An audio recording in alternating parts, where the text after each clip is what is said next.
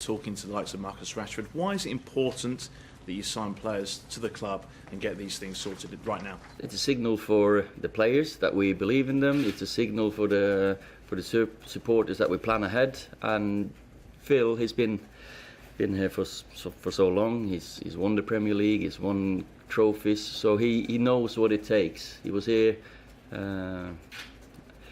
He's been here so long now. So it's one of them things that he knows what it takes to for us to move up the table.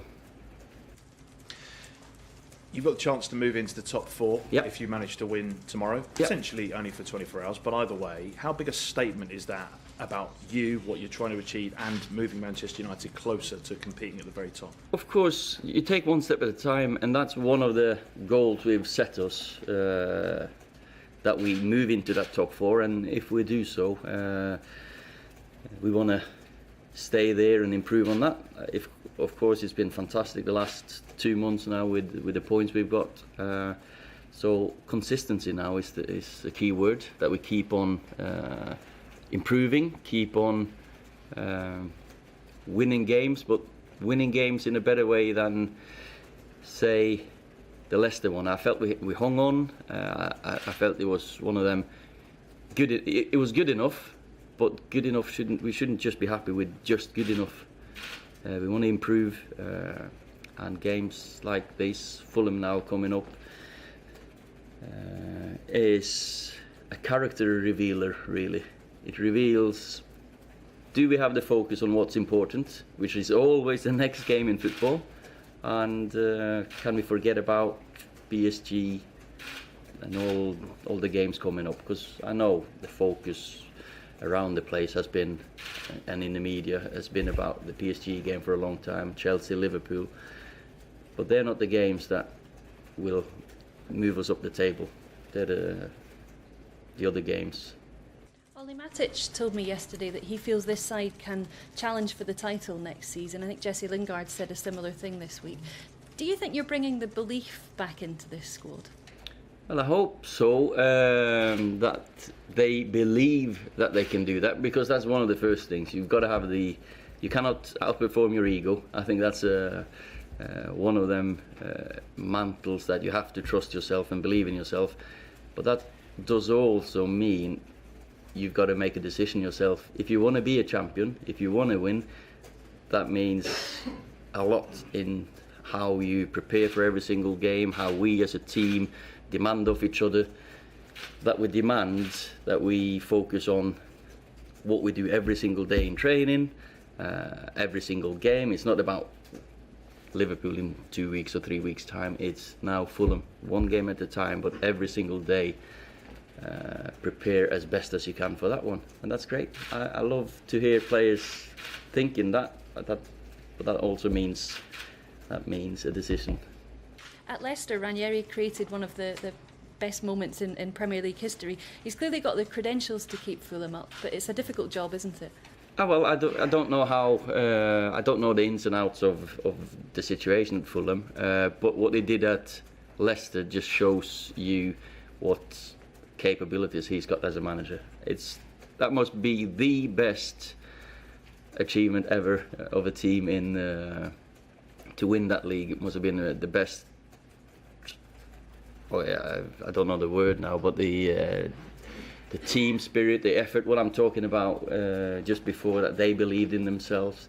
So he is someone that I've looked up to, admired. You read books, you look for sessions, so I know we're going to come up against a manager and a team that, first of all, the counter-attacking football that he's always been a standard in his teams. I've copied a couple of his sessions, actually. Ola, Yep. later on today you could be named the manager of the month, but whether or not you get the prize, how proud are you of what you, your team and the players have achieved together for the last 7 weeks? It's been 7 weeks of...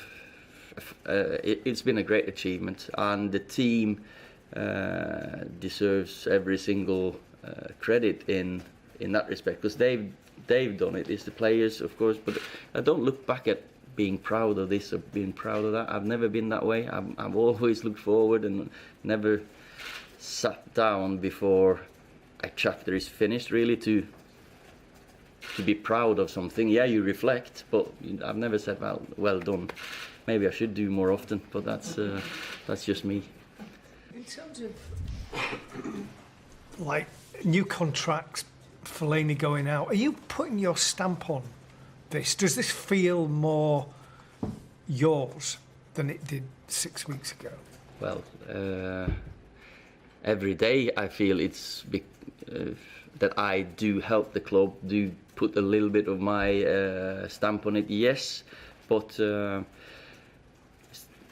decisions, sometimes decisions of players' futures, they're not down to me either. It's the players. Do they want to stay? Do they want to move on? Do they want something else? But we have a vision and a picture and of how we want to look in a few years, and of course that we have to think long term, but also short term. So I've got a picture of how I think this Man United team will look in a couple of years.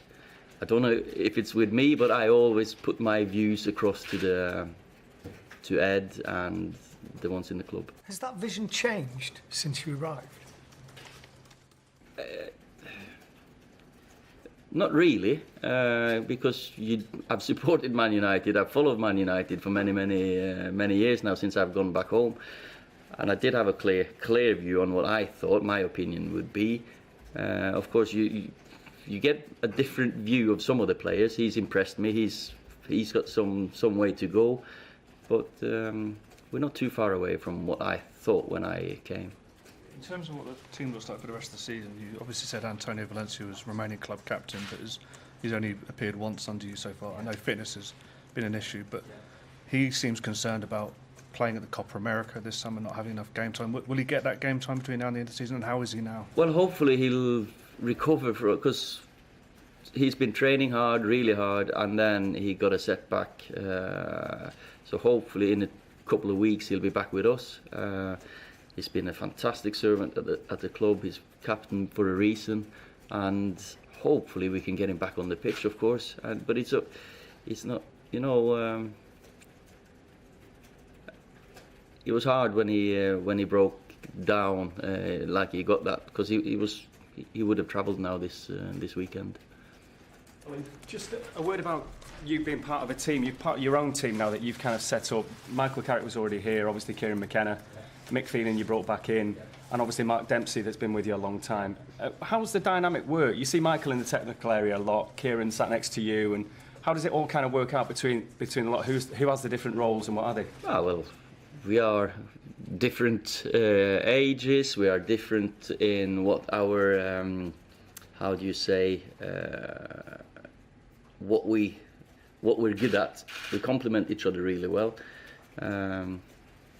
Kieran and Michael with their energy, the hours and hours they spend on planning the sessions, doing the sessions, working with individuals. Fantastic. Demps, of course, he's come in later on, but he's fitting into this team. Emilio's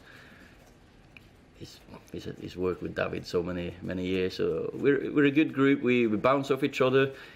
Opinions are being thrown about in that office, and in the end I'm the lucky one that has to make a decision on who to leave out or to play. I always look at it as these are the 11 I can choose to give them the chance instead of leaving players out, because that's hard. So, but we do complement each other really well, and reminds me of me, Kieran and Michael, when I was younger. You know, the hours they spend is fantastic. They're looking at new ideas, and listening to Mike and Dems, for example, for their views, because they've